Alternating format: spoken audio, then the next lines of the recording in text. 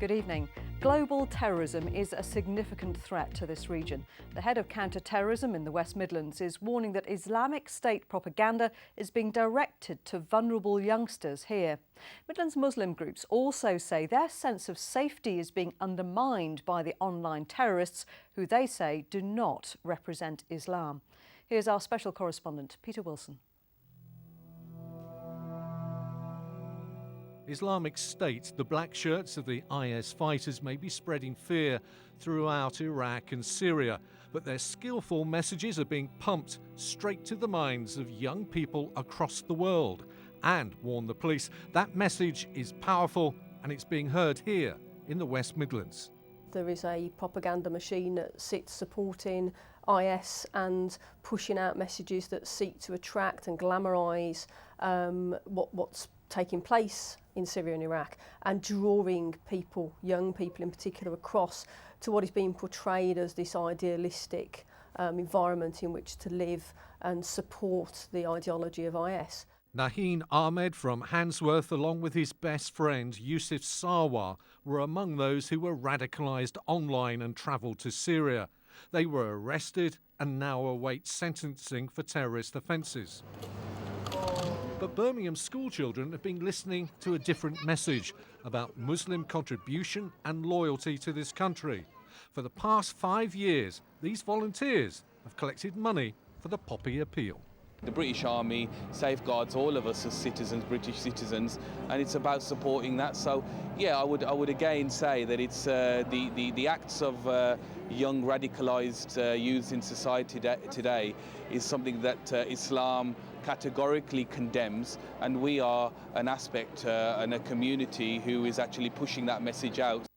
Over the last few months, many mosques here in the West Midlands have woken up to the fact that they need to respond to what they themselves are calling the ISIS crisis, that they need to communicate with young people in a language that the youth can understand and relate to.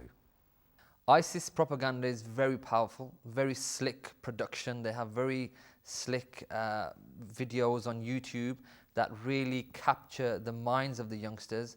But I think the onus is on the mosques. The mosques really need to empower the youngsters, start talking about these issues. That's going to be a battle that the mosques have to take on themselves. Islamic State may be operating on the front lines far away, but their reach is a long one. How many young people have travelled to Syria from the West Midlands, the police won't say. But this is a new type of terrorism which everyone agrees is likely to be fought for a long time ahead. Peter Wilson for BBC Midlands Today, Birmingham. Our correspondent Duncan Crawford is on the Turkish-Syrian border for us tonight. So Duncan, here in the Midlands we've had reports of local people travelling to Syria. What's the situation when they get to the border?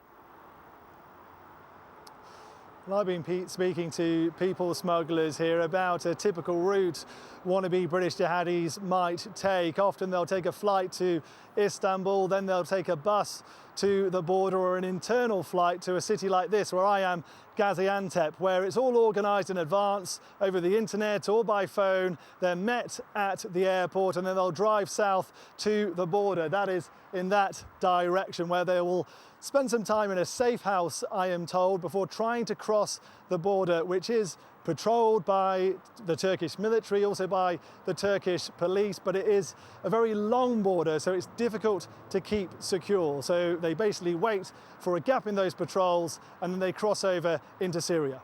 And what happens, or what could happen, if once they get there, they change their minds and want to come back to England?